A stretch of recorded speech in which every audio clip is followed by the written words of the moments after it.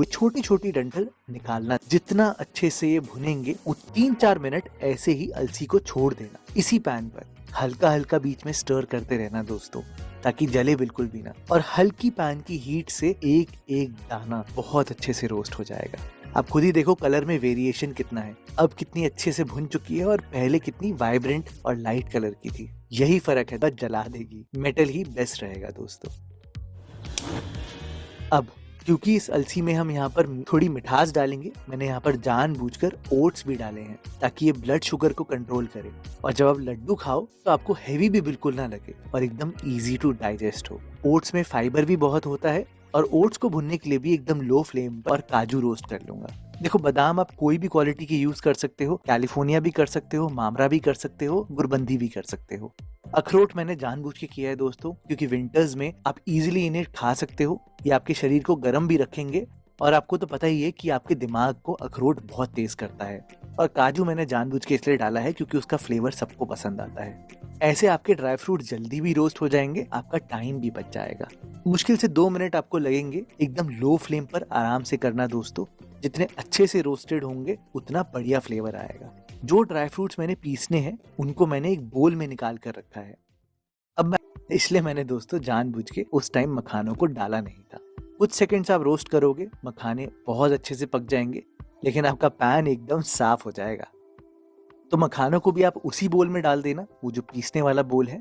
अब पॉइंट ये आता है कि इस प्रोसेस का फायदा क्या है। इसका ये फायदा है कि आप आराम से डेसिकेटेड कोकोनट यानी कि नारियल के बुरादे को भी आराम से भून पाओगे। इसमें आपको घी डालने की अलग से जरूरत नहीं पड़ेगी। लो फ्लेम पर आप भुनना, ये कलर ऑटोमेटिकली ले लेता है। यहाँ पर ध्यान रखना, जैसे ही इसमें कलर आ जाए आप यहाँ पर गैस को बंद कर देना। जो नारियल है उसकी जो भुनाई है वो बिल्कुल आपके कंट्रोल में रहेगी दोस्तों, और जलेगा बिल्कुल भी नहीं। सिर्फ पल्स मोड पे इन्हें ग्राइंड करता हूँ 3 से 4 बार। सारी चीजों को आपने परात में डालना है। मैंने यहाँ पर फ्लैक्सीड, सूखा नारियल, ड्राई फ्रूट्स, ओट्स तो डाले ही हैं, लेकिन कुछ मसाले भी डाले हैं। तो ये मसालों का फायदा क्या है? देखो, सूखी अदरक आपके शरीर को गर्म रखेगी, इलायची फ्लेवर देगी, काली मिर्च भी गर्म रखेगी, लेकिन जो ये लास्ट चीज है ना दोस्तों, दालचीनी, स्पेशली मेरी दिल्ली के ऑडियंस के लिए है। इस पोल्यूशन में दालचीनी आपके रेस्पिरेटरी सिस्टम को साफ करने में बहुत हेल्प करेगी। तो इन लड्डुओं में दोस्तों जरूर डालना। सारी चीजों को आपने मिलाना है। और अब मिठास के लिए मैंने को यहाँ पर रिफाइंड शुगर, बूरे, और इन सारी चीजों को आप अच्छे से मिलाना। इस पॉइंट पे आप एक चम्मच, सिंपल है दोस्तों, आपने करना सिर्फ ये है कि एक पैन में आधे कप घी को गरम करना। घी गरम होना चाहिए, धुआंधार नहीं होना चाहिए, एकदम गरम होना चाहिए। बस गरम गरम घी को आप इस मिक्सचर में डालना और पहले तो एक स्पैचुला से मिलाना, क्योंकि इतना गरम होगा कि आपका हाथ भी जल सकता है। स्पैचुला से हल्का सा मिलाने के बाद अब फटाफट से आपने घी को सारी तरफ मिलाना है। ये बिल्कुल गीली मिट्टी जैसा हो जाएगा। जब ये लड्डू हल्के गर्म होते हैं उसी स्टेज पे ही आपने फटाफट से बांधना है दोस्तों।